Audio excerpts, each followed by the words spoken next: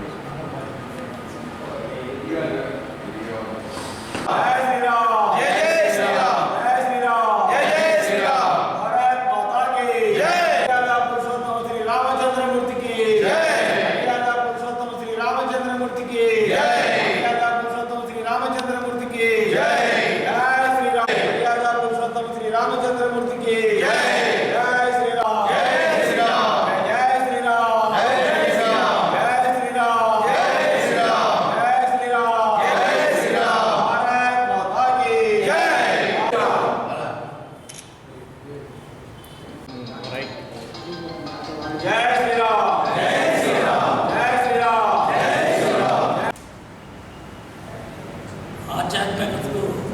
కేంద్రమైనటువంటి భారతదేశంలో 5 శతాబ్దాల చిరకాల కోరిక అయినటువంటి రాముల వారి అయోధ్యలో విగ్రహ ప్రతిష్ట కార్యక్రమం ఎన్నో తరాల కోరిక అయినటువంటి ఈ కార్యక్రమం ఒంగోలు నగరంలో అత్యంత వైభవంగా నిర్వహించుకోవాలనే తలంపుతో ఈరోజు ఈ వేదిక మీద ఉన్నటువంటి వివిధ సంస్థల రథసారథుల సారథ్యంలో రాబోయే 21వ తేదీ సాయంత్రం 3 గంటలకి శ్రీరాముల వారి దేవాలయం కోర్టు సెంటర్ పాత పీవీఆర్ స్కూల్ వద్ద నుండి ఒంగోలు నగరంలో అయోధ్యలో జరిగే 21వ తారీఖు కార్యక్రమంలో ముఖ్య ఘట్టమైనటువంటి 125 కలశములతో స్వామివారికి 5 ద్రవాలతోటి అభిషేకం నిర్వహించాలనేది ఈ కమిటీ సారథ్యంలో నిర్ణయం చేయడం జరిగింది. దాంట్లో భాగంగా ఈరోజు మనం ఇక్కడ ఈ సమావేశాన్ని ఏర్పాటు చేసుకోవడం జరుగుతూ ఉంది. దీంట్లో ముఖ్యంగా ఒంగోలు నగరంలో ఉన్నటువంటి వివిధ దేవాలయాల్లో మన రాష్ట్ర కార్యవర్గాల్లో ఉన్నటువంటి సుబ్బారావు గారు, బలరాం గారు, ఇతర మిత్రులందరూ సుమారు 150 దేవాలయాల్లో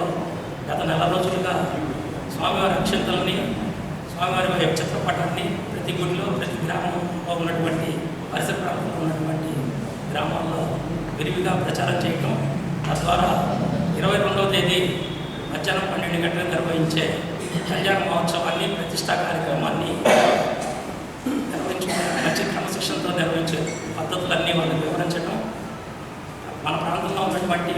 వివిధ దేవాలయాల్లో వారు పరిపూర్ణంగా దీన్ని అక్కడ ఉన్నటువంటి కమిటీ వారిని చైతన్యపరిచి అమ్మవారి ప్రతిష్టా రోజు జరిగే కార్యక్రమాన్ని అందరినీ సద్వినియోగం చేసుకోవాల్సిందిగా కోరుకుంటా పుర ప్రజలందరినీ దాంట్లో భాగంగా మనం ఒంగోలు ఫ్రెండ్స్ క్లబ్ ఆధ్వర్యంలో మనం 21వ తేదీ సాయంత్రం 4 గంటల నుండి ఒంగోలు నగరంలో ఉన్నటువంటి పీవీఆర్ స్కూల్ దగ్గర ఉన్నటువంటి శ్రీరాముల వారి మందిరం నుండి అధ్యక్షుడు సుబ్బయ్య శర్మ గారి ఆధ్వర్యంలో నడుస్తున్నటువంటి మందిర ప్రాంగణం నుండి మన ఒంగోలులోని వివిధ దేవాలయాల నుండి వివిధ మహిళలు వివిధ రూపాల్లో ఉన్నటువంటి భరతనాట్యం కానివ్వండి, కూచిపూడి కానివ్వండి, తర్వాత కోలాటాల రూపంలో కానివ్వండి, మార్వాడి నృత్యాలు రూపంలో మన ఆర్ఎస్ఎస్ వారు నిర్వహించే మార్చి కార్యక్రమం కానివ్వండి, రకరకాల వివిధ రూపాల్లో ఈ వేదిక మీద ఉన్నటువంటి మిత్రులు ఆయా సంస్థల ద్వారా ఆ రోజు ఈ శోభాయాత్ర దీనికి ప్రత్యేకంగా ఒక పేరుని మనం ఉత్పాదించి అందరి రాజ్యంలో ఉన్నటువంటి ఈ కార్యక్రమానికి అయోధ్య దర్శిని అనే కార్యక్రమం నామకరణం చేయడం జరిగింది. ఈ అయోధ్య దర్శిని కార్యక్రమాన్ని కోర్టు సెంటర్ మీదుగా గాంధీ రోడ్డు, పప్పు బజార్ మీదుగా టాటా బిల్డింగ్స్ ఏమో చెట్టు మీదుగా గాంధీ రోడ్లోని ప్రధాన వేదిక మీద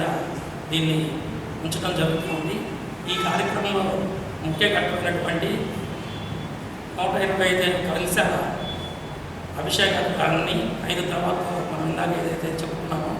ఆ కార్యక్రమాన్ని ఒంగోలు నగరంలో నుంచి వచ్చే ప్రతి భక్తుని చేత వేద పండితుల సారథ్యంలో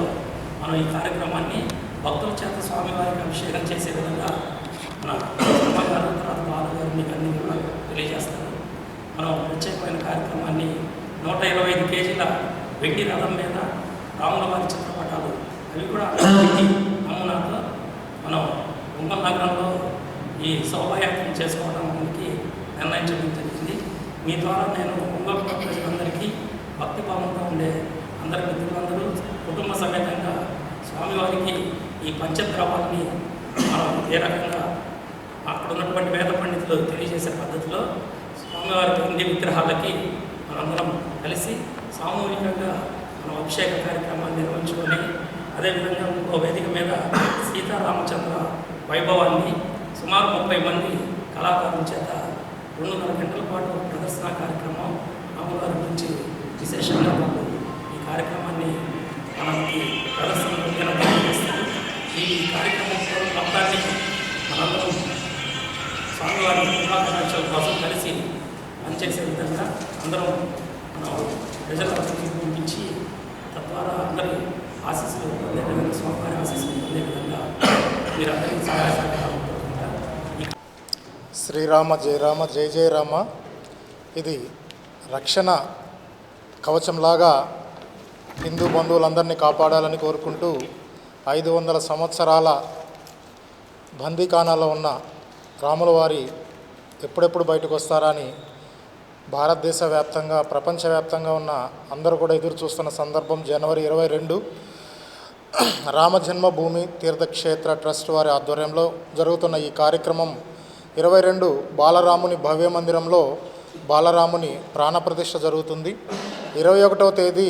అయోధ్యలో స్వామివారికి 125 దివ్య కలశాలతో అభిషేకం జరుగుతున్న సందర్భంలో దానికి అనుసంధానంగా ఒంగోలులో కూడా స్వామివారిని వెండి సీతారామ పరివారం మూర్తులతోటి ఒక 10 అడుగుల ఎత్తులో ఉన్న 125 కేజీల వెండి రథంలో ఊరేగింపుతో దాని ముందు 125 దివ్య కలశాలతోటి అలాగే మార్వాడి మహిళలు భక్తిపూర్వకంగా నృత్యం చేస్తూ రాష్ట్రీయ స్వయం సేవక్ వారు రూట్ మార్చ్ తోటి హరే రామ భజనలు, హనుమాన్ చాలీసా ఇలా అనేకమైన బృందాలతో భక్తితో శోభాయాత్ర నిర్వహించడం జరుగుతుంది. గడియారం వారి శోభాయాత్రను ఏర్పాటు చేసి ఆ తిరుమంజనం జరిగే సమయానికి మనం గాంధీ రోడ్లో గీతా మందిరం దగ్గర ఒక గొప్ప భవ్యమైన వేదికను ఏర్పాటు చేసుకొని ఆ వేదికలో మనం స్థానిక పీవీఆర్ పాఠశాల పక్కన కోర్టు సెంటర్లోని శతాధిక చరిత్ర గల అనంత కోదండరామస్వామి దేవస్థానం అత్యంత పవిత్రమైనది. అది ముఖ్యంగా శ్రీ తక్కెళ్లపాటి అయ్యవారు దంపతులచే